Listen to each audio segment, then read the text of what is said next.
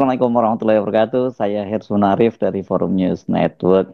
Sekretaris Jenderal DPP PDIP, Hasto Kristianto akhirnya buka suara setelah dia ditetapkan sebagai tersangka oleh KPK dalam kaitannya dengan buronnya Harun Masiku. Hasto mengaku dia siap menghadapi proses hukum dan bahkan dia mengaku siap untuk dipenjara. Kendati tidak secara langsung mengaitkan penetapannya sebagai tersangka karena sikap kritisnya terhadap mantan Presiden Jokowi, namun Hasto menyatakan ada intimidasi dari aparat penegak hukum sebelum DPP PDIP akhirnya memecat Jokowi, anak dan menantunya sebagai kader PDIP.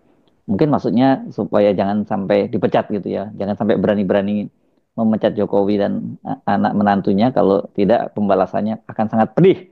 Kira-kira begitu ya. Pernyataan Hasto ini sekaligus mengkonfirmasi dugaan publik dan juga pernyataan-pernyataan dari pimpinan PDI yang lain bahwa Jokowi itu kendati tidak lagi menjadi presiden, namun dia masih punya kekuasaan untuk menggerakkan aparat penegak hukum. Sebelumnya, Ketua DPP PDIP Bidang Reformasi Sistem Hukum Nasional, Roni Talampesi, menyatakan penetapan Hasto sebagai tersangka karena sikap kritisnya terhadap Jokowi dan keputusan PDIP memecatnya. Alasan sesungguhnya menjadikan Sekjen DPP PDI Perjuangan sebagai tersangka adalah motif politik, terutama karena Sekjen DPP PDI Perjuangan tegas menyatakan sikap-sikap politik partai menentang upaya-upaya yang merusak demokrasi, konstitusi, juga terhadap cawe-cawe, penyalahgunaan kekuasaan atau abuse of power di penghujung kekuasaan mantan Presiden Joko Widodo. Kata Roni ini dalam jumpa pers di Jakarta setelah Hasto ditetapkan menjadi tersangka. Kalau ini dia terbuka ya, langsung menyebut nama Jokowi. Bahkan sikap tegas ini baru terjadi minggu lalu ketika partainya mengambil sikap yang tegas dengan memecat antara lain 3 kader yang dinilai telah merusak demokrasi dan konstitusi. Maksudnya sikap tegas terhadap Hasto ya, terhadap KPK menjadikan dia tersangka. Hasto saat Ketua KPK Setio Budianto mengumumkan statusnya sebagai tersangka itu tidak diketahui keberadaannya. Rumahnya itu di perumahan Margahayu Bekasi Timur tampak kosong dan hanya dijaga oleh 6 orang anggota Satgas PDIP. Namun kata politisi PDIP Guntur Romli, Hasto saat itu sedang merayakan Natal bersama keluarganya. Jadi ini adalah respon pertama Hasto setelah resmi menjadi tersangka. Terima kasih seluruh masyarakat Indonesia yang saya cintai dan banggakan. Setelah penetapan saya sebagai tersangka oleh KPK, maka sikap dari PD Perjuangan adalah menghormati keputusan dari KPK. Kami adalah warga negara yang taat hukum. PD Perjuangan adalah partai yang menjunjung tinggi supremasi hukum. Sejak awal ketika saya mengkritisi bagaimana demokrasi harus ditegakkan, bagaimana suara rakyat tidak bisa dikebiri, bagaimana negara hukum tidak bisa dimatikan, dan bagaimana watak kekuasaan yang otoriter, yang menindas rakyatnya sendiri harus dihentikan. Saya sudah memahami berbagai resiko yang akan saya hadapi. Maka sebagai murid Bung Karno, saya mengikuti apa yang tertulis di dalam buku Cindy Adam ini.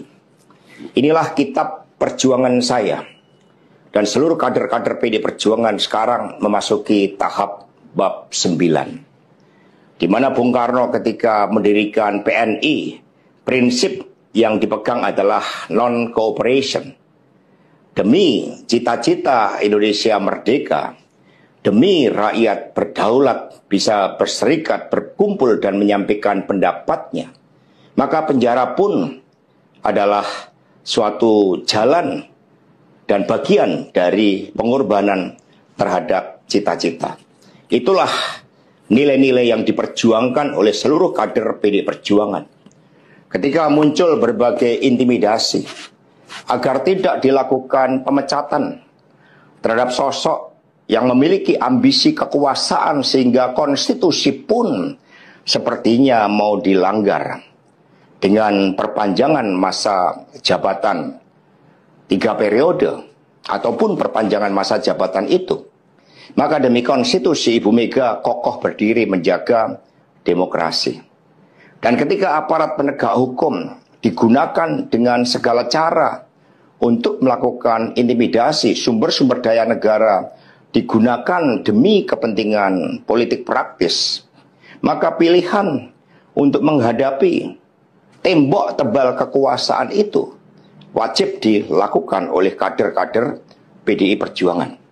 Karena itulah nilai-nilai yang kami perjuangkan, nilai-nilai demokrasi, nilai-nilai kedaulatan rakyat, dan bagaimana membangun supremasi hukum, hukum yang berkeadilan. Untuk itu, kami tidak akan pernah menyerah. Baik mau digunakan suatu proses intimidasi secara formal, maupun dengan cara-cara di luar formal sekalipun, kami sudah menyiapkan risiko-risiko terburuk. Karena sebagaimana dilakukan oleh Bung Karno, masuk penjara adalah bagian dari pengorbanan cita-cita. Untuk itu jangan pernah takut menyuarakan kebenaran. Kita jaga Partai Demokrasi Indonesia Perjuangan.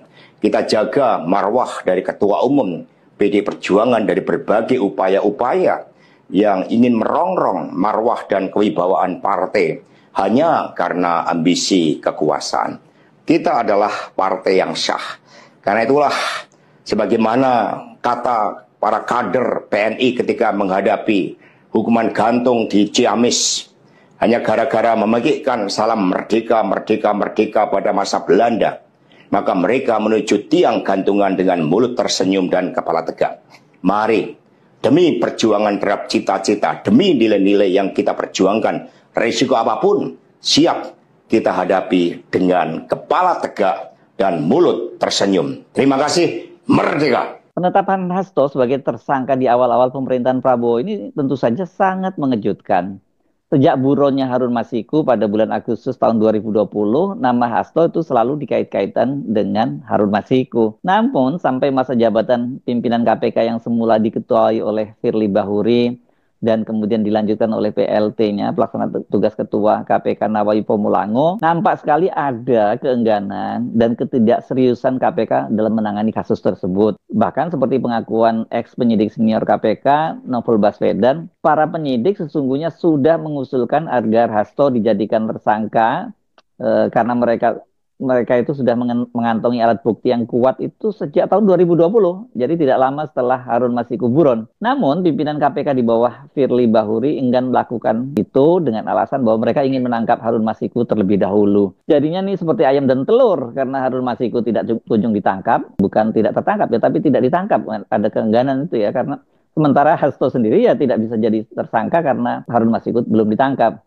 Tampaknya keengganan pimpinan KPK ini karena saat itu presidennya masih dijabat oleh Jokowi, seorang petugas partai PDIP. Hubungan PDIP dengan Jokowi juga masih mulus-mulus saja. Jadi artinya pada waktu itu PDIP adalah partai penguasa ya. Jadi KPK pasti nggak akan berani mengambil langkah yang drastis itu menangkap seorang sekjen, ini orang nomor 2 di partai.